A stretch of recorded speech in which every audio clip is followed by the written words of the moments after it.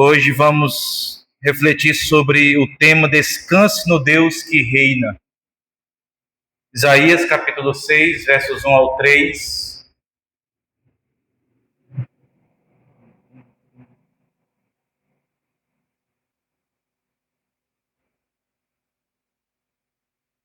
No ano em que o rei Uzias morreu, eu vi o Senhor assentado no trono alto e exaltado, e a aba de sua veste enchia o templo.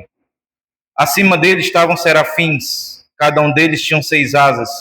Com 2 cobriam o rosto, com 2 cobriam os pés, e com 2 voavam. E proclamavam uns aos outros: Santo, Santo, Santo é o Senhor dos exércitos. A terra inteira está cheia da sua glória. Isaías, ele vivia em seu próprio mundo, rico, poderoso, e como alguns comentaristas vão dizer, era um homem provavelmente boçal, porque Deus toca nos seus lábios para purificá-lo. E no ano da crise, quando morreu o rei Uzias, ele não se tornou uma pessoa cética.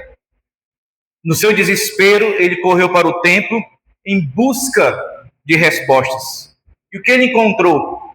Ele viu o Senhor, o Rei soberano sentado no trono. E a vida de Isaías, a partir daí, ou a partir dessa experiência, não foi mais a mesma. A Bíblia está repleta de passagens que declaram que o Senhor reina. Isaías, ao ver Deus no trono, ele é confrontado com a realidade de que o mundo tem um ser que o governa com poder e que este mundo não está fora do seu controle. Pode muitas vezes parecer que não, mas o Senhor reina. E o que isso significa para nós nesses dias?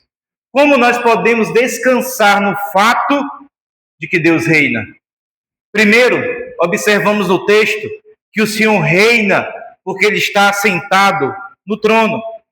Steve Lawson, em um sermão sobre a soberania de Deus, pregado na igreja do R.C. Sproul, ele questionou: quem coroou a Deus? Quem tornou a Deus o rei da criação? A resposta é óbvia: Deus sempre foi rei. Ele não precisou ser reconhecido por ninguém. Deus não pediu conselho de ninguém para saber o que achava. Ele não convocou o G20, as nações, os líderes das nações mundiais para dizer: vocês me permitem governar o mundo? Não. Ele sempre foi rei, ele sempre reinou. A imagem de Deus assentado no trono, em um outro momento de crise, aparece lá em Apocalipse, capítulo 4. Então, o trono, ele sempre passa essa ideia do controle soberano de Deus sobre todas as coisas. E afirmar que Deus é soberano é dizer que Ele é Senhor, o Adonai. Isaías viu o Senhor, viu o Adonai. O que significa dizer isso? É afirmar que Deus reina, é afirmar que Ele rege toda a criação, de modo que cada lei da natureza e cada ato dos animais ocorrem pelo controle providencial de Deus. É dizer que Ele rege a história, de modo que cada evento acontece pelo controle providencial dele. Ele rege os atos redentivos, de modo que a salvação de cada eleito se dará no tempo determinado por ele. Afirmar que Deus é soberano é dizer que Ele é Senhor, que Ele está soberanamente no controle de todas as coisas, em cada mínimo detalhe das coisas. Nada acontece sem o seu consentimento e sua permissão. É Deus que comanda, não o homem. É Deus que dá a última palavra, não o ser humano. O ser humano pode até achar que está no controle de sua vida, mas no fim perceberá que tudo que aconteceu em sua vida foi dirigido pela mão soberana de Deus. E é isso que nós vemos no texto. A Bíblia diz que os planos do Senhor, eles nunca serão frustrados. Salmo 33, verso 10. O Senhor desfaz os planos das nações e frustra os propósitos dos povos.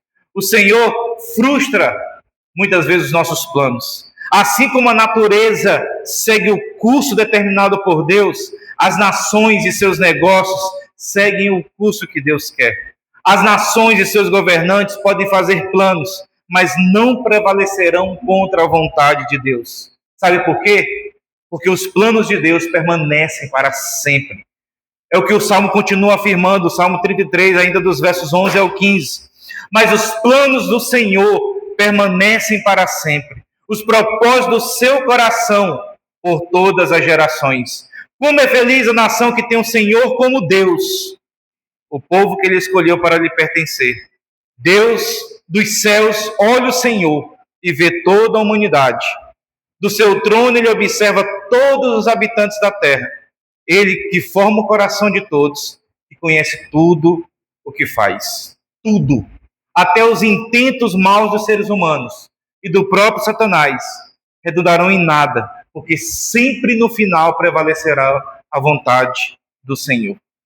Deus, assentado no trono, é uma convocação para que nós nos ajoelhemos diante dele como rei, reconhecendo sua majestade, seu poder, sua glória, seu poder e seu domínio sobre toda a terra, lançando sobre ele as nossas coroas, as nossas riquezas, as nossas glórias, nos prostrando em adoração. Apocalipse 4, verso 9 ao 11 é o que nos diz isso. Toda vez que os seres viventes dão glória, honra e graças àquele que está sentado no trono e que vive para todo sempre, os 24 anciãos se prostram diante daquele que está sentado no trono e adoram aquele que vive para todo sempre. Eles lançam as suas coroas diante do trono, dizendo: Tu, Senhor e Deus nosso, és digno de receber a glória, a honra e o poder, porque criaste todas as coisas e por tua vontade elas existem e foram criadas. Isaías, na sua crise, percebeu que os governantes podem ser destronados por conspirações, por inimigos ou pela própria morte. Deus não. Ele é eterno, poderoso e sábio. Nunca perderá sua majestade, seu domínio, seu poder e sua glória. É como se Deus estivesse dizendo para Isaías: não se desespere, meu filho, eu continuo reinando.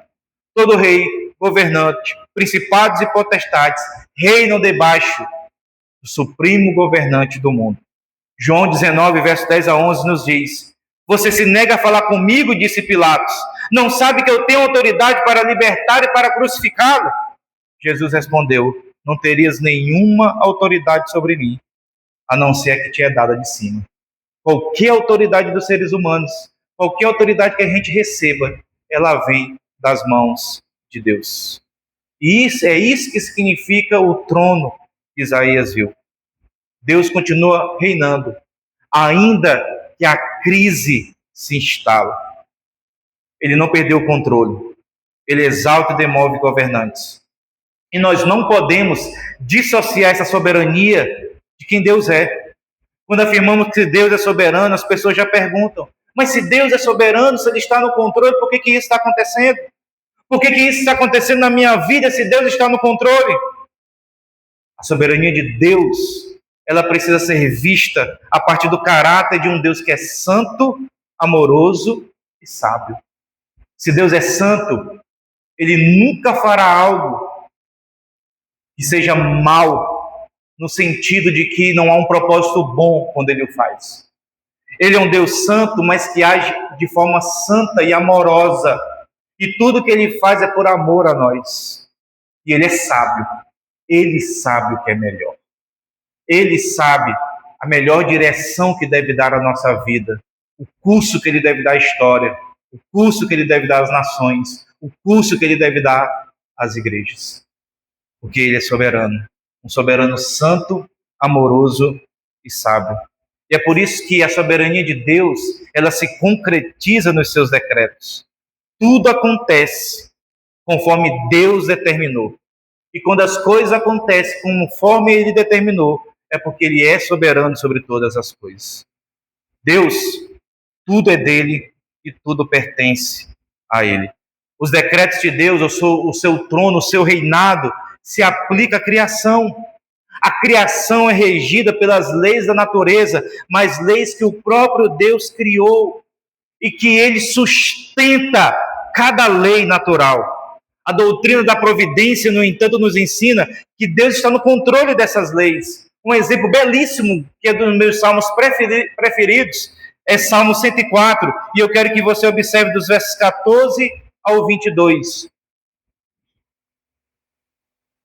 O Salmo 104, ele é uma descrição da providência de Deus, de como é Ele que reina sobre a natureza, sobre os animais e sobre os seres humanos. E no verso 14, ele diz o seguinte: é Ele que faz crescer o pasto para o gado, e as plantas que o homem cultiva, para da terra tirar o alimento, o vinho que alegra o coração do homem, o azeite que faz brilhar o rosto, o pão que sustenta o seu vigor. As árvores do Senhor são bem regadas, os cedros do Líbano que ele plantou. Nelas os pássaros fazem ninho, e nos pinheiros a cegonha tem o seu lar. Os montes elevados pertencem aos bodes selvagens, e os penhascos são um refúgio para os coelhos. Ele faz a lua marcar estações, o sol sabe quando deve se pôr.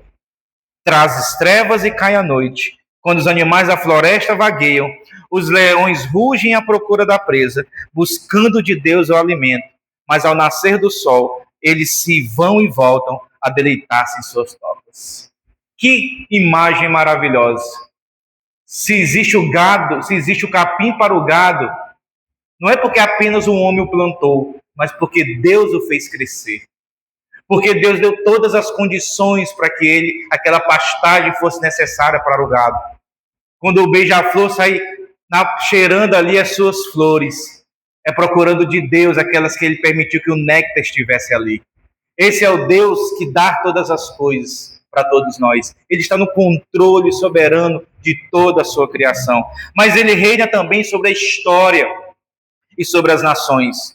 Os profetas deixam bem claro o controle de Deus sobre as nações. Daniel mostra isso. Deus estabeleceu até os limites das nações. Em Atos, capítulo 17, verso 26, o texto diz que foi Deus que estabeleceu a demarcação onde termina a Piripiri e onde começa o brasileiro. Onde começa o Brasil e onde termina o Brasil. Atos 17 diz que Deus determinou onde a gente nasceu. Ah, mas eu queria ter nascido em Londres, mas Deus não quis. Foi no Piripiri que ele disse que você nascesse. Porque ele entende que é aqui, e por meio das suas experiências aqui, que ele faria toda a obra na sua vida e te salvaria e te faria uma bênção. É assim que Deus opera. É assim que Deus faz. Ele rege a criação. Ele rege também a nossa vida. O tempo de nascermos e morrermos já foi determinado por Deus. Jó capítulo 14, verso 5. Isso não quer dizer que nós vamos ser irresponsáveis com o nosso modo de viver ou com as nossas ações. Não. É por isso que o salmista ora no Salmo 90, verso 12. Ensina-me a contar os meus dias para que eu tenha um coração sábio, para que eu viva a vida com sabedoria, porque eu não sei o tempo que Deus determinou para mim. E eu quero viver uma vida que eu glorifique. As nossas vocações são determinadas por Deus. 1 Coríntios capítulo 7, casamento, trabalho, solteirice, tudo foi determinado pelo Senhor. Os nossos dons vêm em conformidade com a determinação de Deus, como está em 1 Coríntios 12. Não é você que escolhe os seus dons, é Deus que os dá conforme o decreto do seu Santo Espírito. É Deus. Romanos capítulo 8, verso 28 diz que todas as coisas cooperam para o bem daqueles, todas as coisas, sejam as coisas boas, as coisas más, quando elas vêm sobre a nossa vida, é por predeterminação de Deus. Por isso que Jesus falou que nem um fio de cabelo da nossa cabeça cai sem a determinação de Deus. Cai um fio de cabelo, não se desespere, foi Deus que permitiu. Ele cai. Deus rege a nossa vida e isso deve nos trazer, meus irmãos, segurança e conforto. Os planos de Deus não podem ser frustrados. Há muitas promessas na Escritura para o povo de Deus que ainda não se cumpriram. E podemos ter certeza que elas irão se cumprir. No final, meus irmãos, a vontade de Deus prevalecerá. E nós devemos nos consolar com essa verdade e nos apegar a essas verdades. São as promessas de Deus que sustentam a nossa fé, que nos fazem dizer, vale a pena permanecer firme no Senhor. E essa soberania de Deus nos convoca à adoração. Somente um Deus sábio, todo onisciente, todo poderoso é digno de louvor e adoração. E nós devemos nos curvar diante dessa grandeza, majestade e magnificência. Isaías 14, versos 24 e 27 diz assim: o Senhor dos exércitos jurou, certamente como planejei, assim acontecerá, e como pensei, assim será, pois esse é o propósito do Senhor dos exércitos. Quem pode impedi-lo? Sua mão está estendida, quem pode recuá-la? Você pode espernear, você pode gritar, mas é a vontade de Deus que vai prevalecer sobre a sua vida. E isso te chama a adoração, a se prostrar diante do Senhor. O texto diz que ali estavam os serafins, cada um com 6 asas, com 2 cobriu o rosto, com 2 cobriu os pés e com 2 voavam. E ali eles estavam prostrados diante de Deus em adoração, clamando, adorando e exaltando a Deus. O Senhor reina. E Ele reina também em uma posição elevada. É isso que Isaías diz. Ele está no trono, numa posição elevada. Alguém assistiu o último casamento real? Passou ao vivo, né, na Globo, naquela época. Mas aquele último que aconteceu. Né? E a gente viu toda aquela imponência, aquela coisa assim majestosa, bela, aquela coisa assim gloriosa. E toda aquela imponência ali nos humilha. E ao mesmo tempo nos deixa admirados. Tinha ali nas ruas de Londres, tinha muita gente só ali para ver a carruagem passar. E nessa hora a gente percebe a distância que temos de tudo aquilo. Quando Isaías viu Deus em seu trono alto e sublime, elevado, acima de nós, ele entendeu quem era Deus. Ele está acima de nós. Ele é superior a nós. Seu trono está nos céus. Salmo 103, verso 19. O Senhor estabeleceu seu trono nos céus e como rei domina sobre tudo que existe. Isso quer dizer que os seus pensamentos são elevados. Que as suas palavras são elevadas. Que as suas ações são elevadas. Isaías 55, verso 8 e 9. Pois os meus pensamentos não são os pensamentos de vocês, nem os seus caminhos, os meus caminhos, declara o Senhor. Assim como os céus são mais altos do que a terra, também os meus caminhos são mais altos do que os seus caminhos, e os meus pensamentos mais altos do que os seus pensamentos. Sabe o que a gente chama esse atributo de Deus, de Isaías 55, verso 8 a 9? De incompreensibilidade de Deus. Ninguém pode entender a Deus plenamente, a não ser o próprio Deus Trino. Isso não é difícil de ser aceito, visto que nós não entendemos perfeitamente nem a nós mesmos e nem os outros. Você já se pegou dizendo assim: poxa, eu não acreditava que eu conseguiria fazer isso. A gente não conhece nós mesmos. Quanto mais a Deus. Nós não podemos entender plenamente a Deus agora e nem jamais poderemos. Porque Deus é um Deus infinito. É um Deus que faz e acontece e muitas vezes nós não entendemos as suas ações. O Salmo 26, verso 5 e 6 declara: o teu amor, Senhor, chega até os céus, a tua fidelidade até as nuvens, a tua justiça é firme como as altas montanhas, as tuas decisões insondáveis como o grande mar. Quem pode sondar os mistérios, os limites de Deus? A sua misericórdia, fidelidade, juízo ultrapassa a compreensão humana. Sua sabedoria, seu conhecimento e seus caminhos ultrapassam a nossa compreensão limitada. Isso deve nos fazer pessoas mais humildes. Em Romanos 11, 33 a 36, quando Paulo fala das misericórdias de Deus, de quem escolhe quem Ele quer, de quem salva quem Ele quer, que Ele tem misericórdia de quem Ele quer, que não depende de quem corre, de quem quer, mas de Deus que exerce misericórdia. Ele declara quão profundos são os planos desejos e os pensamentos do Senhor. Questionar, meus irmãos, os atos de Deus é um desrespeito à santidade de Deus. É desconfiar de sua sabedoria. É você achar que é mais sábio do que Deus. Se cremos que Deus é santo, justo e amoroso, descansaremos no fato de que tudo que Ele faz não é arbitrário, mas é uma lógica em sua mente que nós não podemos conceder. Deus age de forma misteriosa, muitas vezes estranha, que a gente não consegue, muitas vezes, escapar. Por isso que a Bíblia, muitas vezes, nos deixa pasmos uma maneira de Deus agir. Aquele que Ele deveria punir, Ele perdoa. Quem deveria perdoar, Ele pune. Aquele que é levado, Ele derruba. Esse que está lá embaixo, Ele levanta.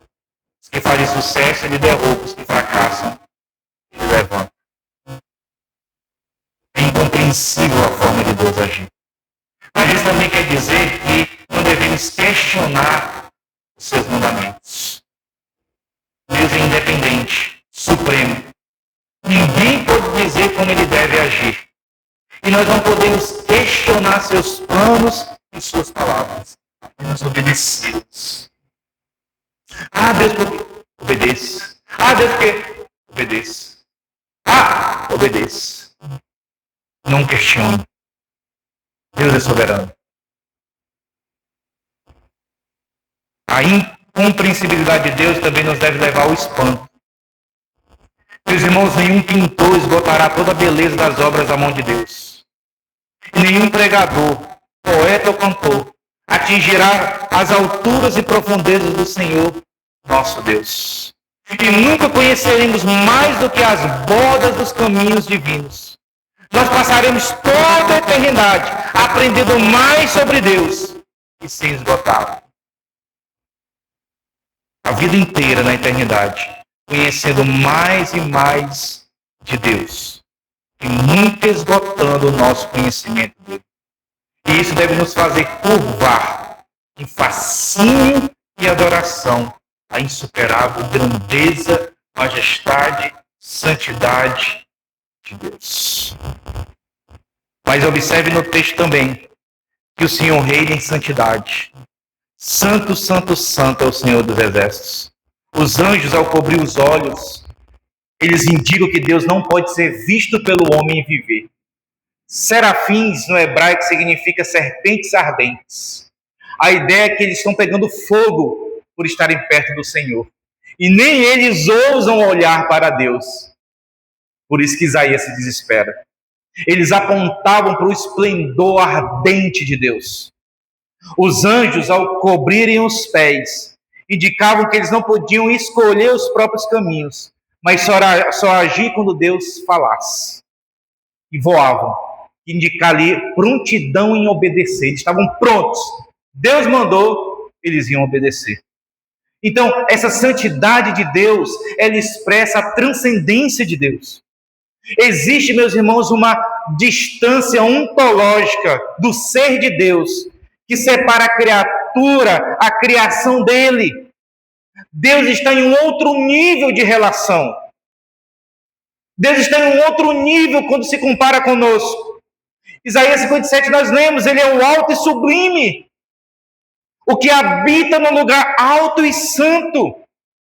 E essa distância também é moral. Deus está longe de tudo que é pecaminoso. Nós temos a ausência do mal em Deus. Deus é puro, limpo. Nenhuma gota do mal lhe pertence. Não há nada em Deus. Não há em Deus a possibilidade do mal. Deus a ninguém tenta e o pecado e a tentação não lhe é uma possibilidade. Esse Deus age de acordo com esse caráter santo. Se Deus é incapaz de pecar, se Ele é um ser tão puro, quer dizer que Ele nunca agirá de forma injusta, nunca será arbitrário em suas ações. Ele sempre fará o que é certo, sempre fará o que é melhor para nós. E esta é a segurança que nós temos nele. Por ser luz, o seu amor é puro. sua justiça é pura, sua ira é pura, e ele sempre agirá de forma íntegra e correta. Isso não quer dizer que ele não possa fazer uso do mal. Deus não pode ser contaminado pelo mal. Ele não peca. Tudo que ele faz é santo. Não há motivações espúrias nele, seus pensamentos, suas palavras e suas ações, mas ele usa o mal para os seus santos propósitos. Além disso, ele não tolera o mal por ser santo. O texto diz que a terra está cheia de sua glória. Quer dizer que ele está presente com toda a sua glória, poder e majestade em todos os lugares. Existe algum lugar que a soberania de Deus não alcança? Existe algum lugar que algum limite para a ação de Deus? Existe alguma possibilidade de algum ser humano impedir o agir de Deus? Alguma nação impedir Deus de agir? Não. Até no inferno ele está presente. Está no inferno presente, punindo aqueles que rejeitaram Jesus Cristo como Senhor e Salvador de suas vidas. A terra está cheia de sua glória. Nenhuma artimanha, seja humana, de Satanás, ou de qualquer governante, ou de qualquer pessoa, pode impedir a ação soberana de Deus sobre todas as coisas. Ele faz tudo o que lhe apraz. Quando ele quer, muda até o coração dos homens. Provérbios 21, verso 1. O coração do rei é como um rio, controlado pelo Senhor. Ele o dirige para onde ele quer. Por Deus ser santo, ele manifestará a sua glória, punindo o mal, demonstrando assim a sua santidade por meio dos seus atos de juízo. Em todo o livro de Isaías, Deus é chamado de o Santo de Israel. Este é o centro de suas ações. Deus olha o mundo, decreta a sua vontade e exerce o juízo sobre ela a partir de quem ele é, o Santo de Israel. E a ira de Deus está sobre tudo que é moralmente e puro. Entenda isso. Você que se diz cristão, você que se diz crente, se você vive uma vida que não está em conformidade com o caráter santo de Deus, cuidado. Deus não tolera o mal. Deus não ama o pecado. Na verdade, a Bíblia diz no Salmo 5 que Deus odeia o pecado. Salmo 5, verso 5. Na verdade, ele não diz lá o pecado, diz que ele odeia o pecador. E como isso nos afeta? Como a santidade de Deus nos afeta? Vejamos como Isaías foi afetado. Verso 4. Isaías 6, verso 4 ao 8. Ao som das suas vozes, os batentes das portas tremeram, e o templo ficou cheio de fumaça. Então gritei: ai de mim, estou perdido, pois sou um homem de lábios impuros, e vivo no meio de um povo de lábios impuros, e os meus olhos viram um rei, Senhor dos exércitos. Então um dos serafins voou até mim, trazendo uma brasa viva que havia tirado do altar com uma tenaz. Com ela tocou a minha boca e disse: veja, isto tocou os seus lábios, por isso a sua culpa será removida e o seu pecado será perdoado. Então ouvi a voz do Senhor conclamando: quem enviarei? Quem irá por nós? Eu respondi: eis-me aqui, envia-me a mim. O que Isaías viu? Em si mesmo, quando ele viu Deus em toda a sua santidade. Ele viu a sua própria pecaminosidade. Ai de mim, eu sou uma pessoa de lábios impuros. A visão do profeta o deixou consciente de sua pecaminosidade. Por ser rico, primo de Uzias, do rei Uzias que faleceu, era um homem que provavelmente profanava o nome de Deus, quando estava bêbado, deleitando-se com as mulheres, oprimindo os mais pobres. Morre o rei, se desespera: eu vou perder tudo. As nações virão, que há vacância no trono. E ele então, quando tocado por Deus, perdoado por Deus, purificado por Deus, ele enxerga verdadeiramente quem ele é. Por isso que Calvino dizia que o verdadeiro conhecimento de si mesmo só é possível quando conhecemos a Deus. Na filosofia, Conhecimento é a partir de si mesmo. Eu conheço a essência das coisas a partir de mim mesmo, a partir das minhas experiências sensoriais. Conhece a ti mesmo, é o que dizia o filósofo.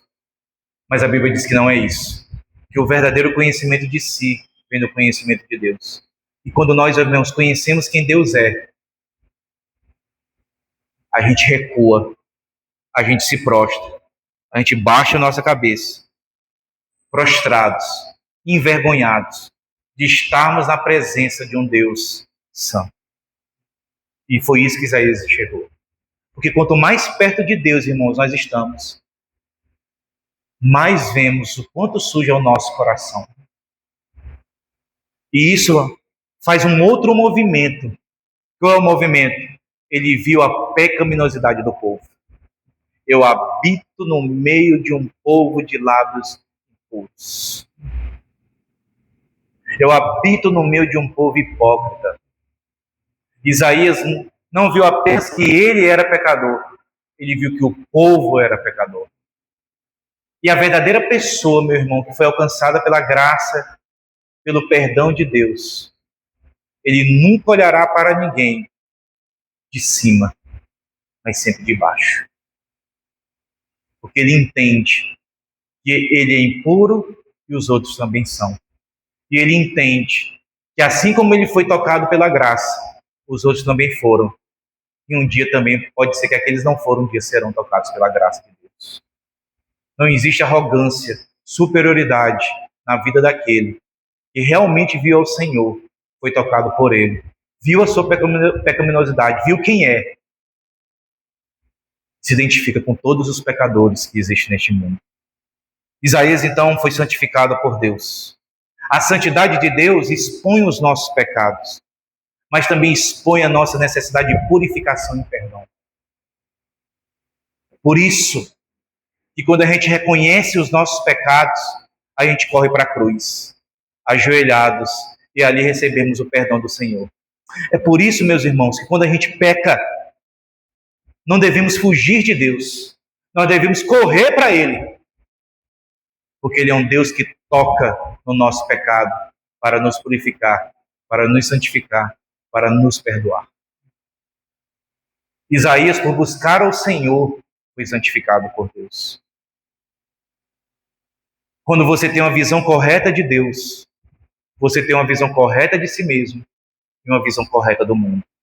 Isso transforma a maneira como nós vivemos e enxergamos o mundo.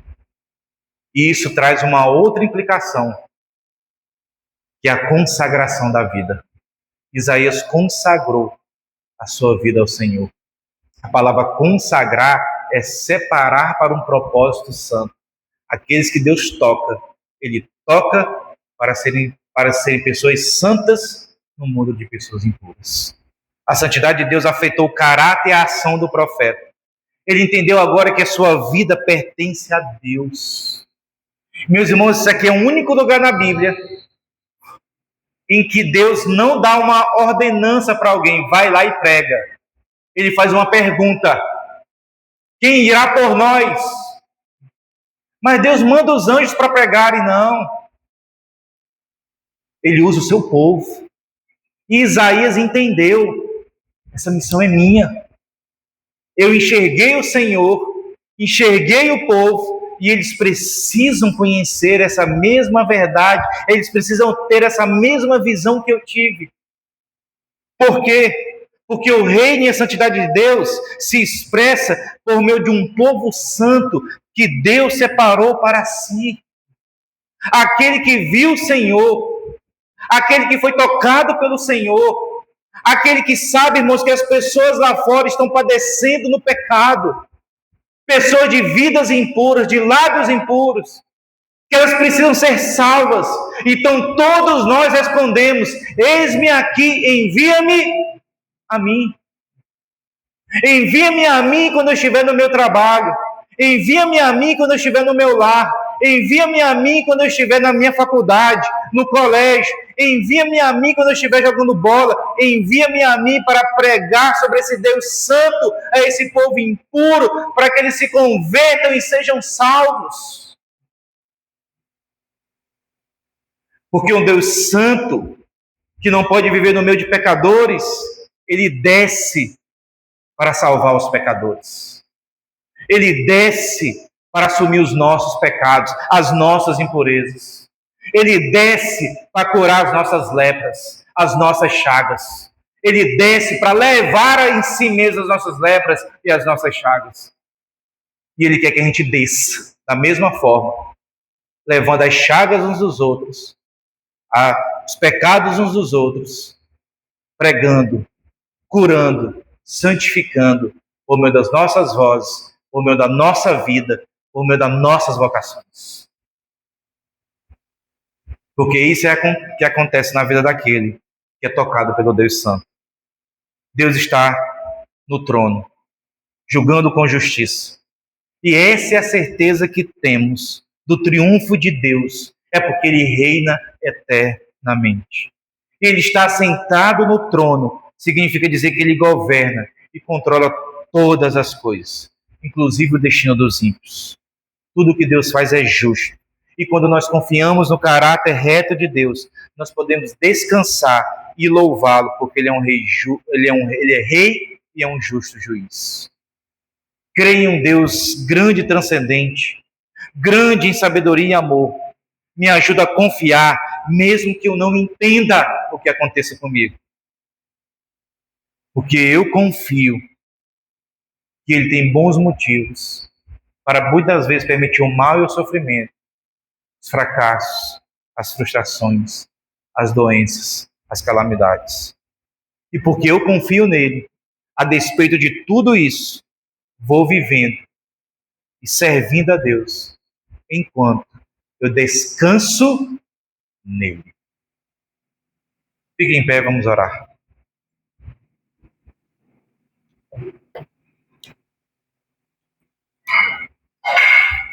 Santo, santo, santo é o Senhor. Toda a terra está cheia da tua glória. Bendito seja tu, ó Deus, que reina soberanamente em teu trono. Toda a honra, toda a glória sejam dadas a ti, ó Deus. Porque tu és o alto e o sublime, Santo de Israel, a brilhante estrela da manhã, a luz, poder, a majestade, o domínio, a glória, tudo pertence a ti, ó Deus. E nós te louvamos, ó Deus, por tua majestade. Nós te louvamos, ó Deus, por tua santidade. Nós te louvamos por tua bondade. Nós te louvamos por tua glória, ó Deus. Que quem tu és venha criar em nós, ó Deus, um temor no nosso coração, ó Deus. Um temor, ó Deus, de tal maneira que nos faz te reverenciar em tudo que somos e em tudo que fazemos, ó Deus. Em tudo que dizemos, ó Deus. Que os nossos lábios glorifiquem a ti, ó Deus. Que o nosso corpo seja instrumento de santificação, ó Deus. Que os nossos relacionamentos espelhem a tua glória, ó Deus. Tu és o Deus que reina soberanamente sobre todas as coisas, ó Deus. E nós sabemos e podemos descansar no fato de que quando as coisas dão certo, é porque o Senhor o quis. Quando as coisas dão erradas, é porque também o Senhor o quis, ó Deus. E muitas vezes, ó Deus, nós não compreendemos o teu agir, os teus caminhos, a tua vontade, ó Deus. Mas nos ajuda, ó Deus, a confiarmos em ti e a descansarmos em ti, ó Deus. Porque sabemos que um dia, ó Deus, descansaremos eternamente. Porque saberemos que naquele dia nenhum mal existirá, ó Deus. Mas enquanto vivemos neste mundo mal, que aprendamos a descansar no Senhor. Que aprendamos, ó Deus, que nenhum fio de cabelo cai da nossa cabeça sem o teu consentimento, ó Deus. Que todas as coisas que acontecem conosco cooperam para o bem daqueles que te amam, ó Deus. E nós te amamos. Em nome de Jesus. Amém. Fiquem em pé. Já estamos em pé. Vamos agora louvar ao Senhor.